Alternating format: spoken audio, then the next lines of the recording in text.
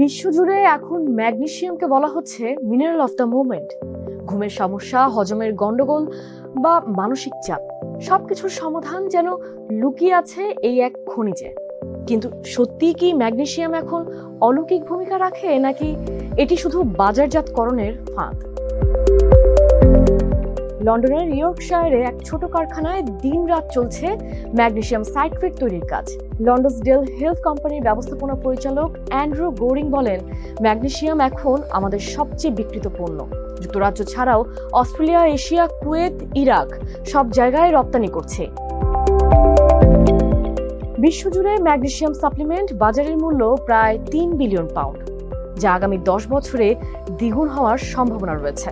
গোরিং বলেন, social media ইনফ্লুয়েন্সাররাই এই জনপ্রিয়তার মূল কারণ। তবে পুষ্টিবিদরা এ নিয়ে সতর্ক করছেন।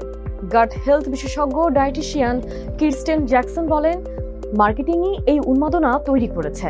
ঘুম, হজম, মানসিক স্বাস্থ্যের মতো সংবেদনশীল বিষয়ে মানুষ বিনিয়োগ করতে চায়, তাই কোম্পানিগুলো সেই মনস্তত্ত্বকেই কাজে লাগাচ্ছে।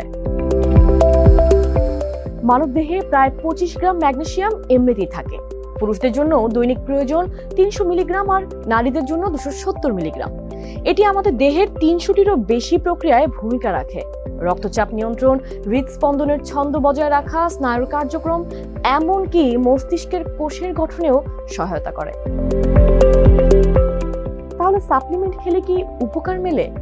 জ্যাকসন বলেন, শুধু তখনই কার্যকর যখন দেহে ঘাটতি আছে, কিন্তু সেটি যাচাই করাও কঠিন, কারণ অধিকাংশ ম্যাগনেসিয়াম আমাদের হাড় ও টিস্যুতে জমা থাকে। লন্ডনের যোগাযোগ বিশেষজ্ঞ কেটি কারন বলেন, তিনি ঘুমের সমস্যায় ভুগছিলেন এবং ম্যাগনেসিয়াম গ্লাইসিনেট নিতে শুরু করেন। 2 সপ্তাহ পরই মাথার ভিতরে অস্থিরতা কমে যায়, ঘুমও ভালো হয়, জানান তিনি। যদিও কেটির মতে জীবনযাপনের অন্যান্য পরিবর্তনও ভূমিকা রেখেছিল, তবে বৈজ্ঞানিকভাবে প্রমাণ এখনো দুর্বল।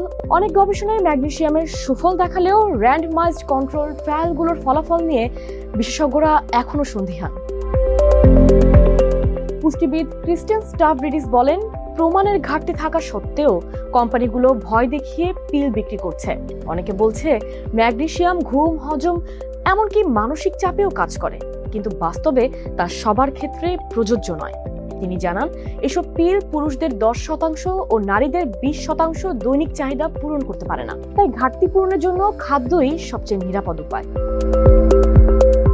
বীজ, বাদাম, সবুজ শাকসবজি, ফলমূল ও হোল গ্রেইন রুটি ম্যাগনেসিয়ামের ভালো উৎস।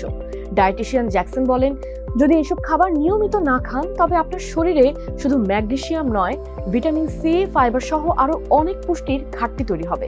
তিনি সতর্ক করেন, একটা সাপ্লিমেন্ট সব সমস্যার সমাধান নয়।